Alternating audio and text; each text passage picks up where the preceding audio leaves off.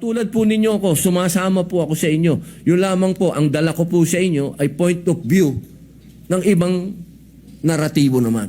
Naratibo po yan ng isang taong nakulong. Sana po sa usapin na yon, makinig din po kayo sa akin. Total, malinaw naman po na tayo po ay binigyan ng pahintulot ng konstitusyon. Ang sabi, hindi naman lahat pwede kayo abogado dyan. May iba't iba kayong pwedeng magsasaka, pwedeng artista, pwedeng ex-convict. Dahil naniniwala ang saligang batas na lahat po tayo ay may mako-contribute dito. Sa plenaryo na to. Dito sa institusyon na to. At ito po ang aking pinaniniwalaan. Ito po siguro ang magiging contribution ko sa inyo. Nasabihin po sa inyo kung ano talaga ang estado ng ating criminal minds.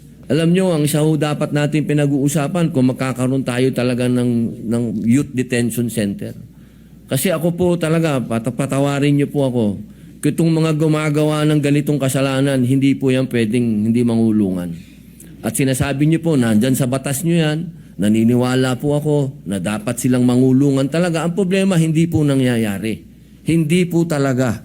At iyan po ang nangyayari sa ground. Narinig nyo naman po ang sinabi din ng ating kasama ni si Senator Raffy, talaga pong may problema sa implementasyon. Kaya sana po kapag tayo po'y nag-hearing, nag-usap-usap, wag po nating isipin na yung batas po ninyo ay hindi po, never ko po yung gagawin, sir. Never.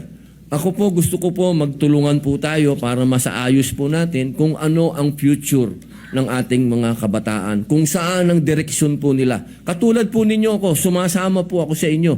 Yun lamang po, ang dala ko po sa inyo ay point of view ng ibang naratibo naman. Naratibo po yan ng isang taong nakulong. Nakita ko, mga mata ko, ako po mismo nung binanggit na ni Senator Bato kanina, yung patungkol sa mga akyat bahay. Hindi naman po ako naging akyat bahay, pero pag nabasa niyo po yung aking biography, nakita niyo po yan. Talagang nagamit po tayo. Talaga ng mga sindikato nung ako'y bata. Kaya alam ko po ang pasikot-sikot talaga ng mentalidad na to.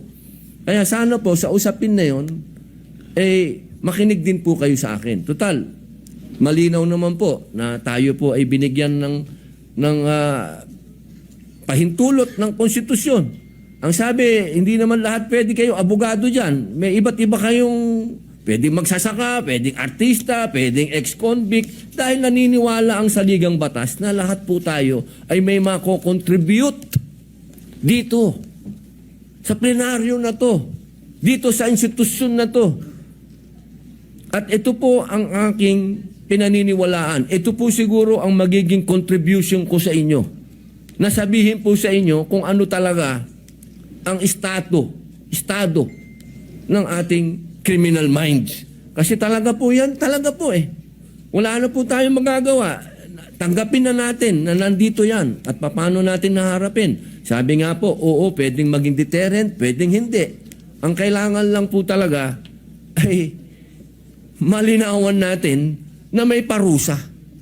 At sabi naman nyo, sa batas ninyo, malinaw ang parusa. Ang problema po, hindi yan ang nangyayari sa ground. Kaya kailangan po talaga nating revisahin. Kailangan po natin talagang pag-usapan. Kailangan po nating upuan. Kailangan natin itong pag-usapan ngayon na. Huwag nating i-delay. Ang hinihiling po natin, mag-hearing na. Pag-usapan na po ito dahil nangyayari na po natin. Dahil kailan lang yung rape doon sa Quezon City na pinatay yung bata na 8 years old. Ngayon may kinukwento si General Bato po, si Senator Bato na may pinatay lang na pinasok doon sa bahay. Scholar, sinaksak. So, sunod-sunod na po ito, sir. Yun lang po akin na sana ito pong sinabi po ninyo na tatanggapin nyo po lahat.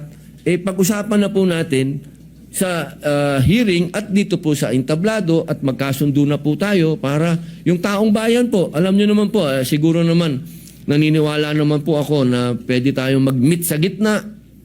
Pag-usapan natin to. Wala naman pong hindi nakukuha sa pag-uusap.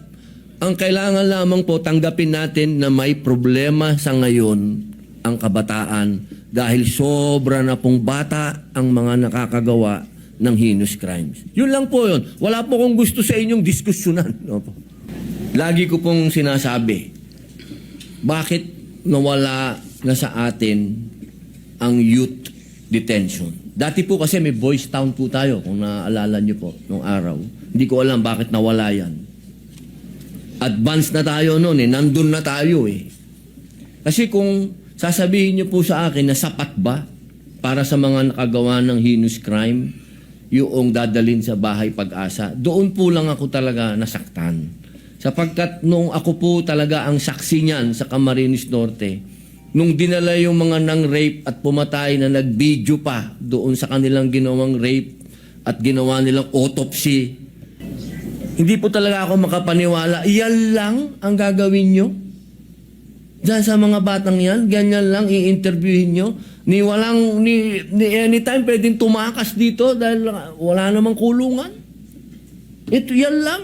Ayan daw po talaga ang sinasabi ng batas. At sinabihan pa ako, hanggang dyan lang po kayo. Hindi nyo po pwedeng tanungin, ha? Ako na po yun. Senador na po ako nun. Hindi ko pwedeng tanungin.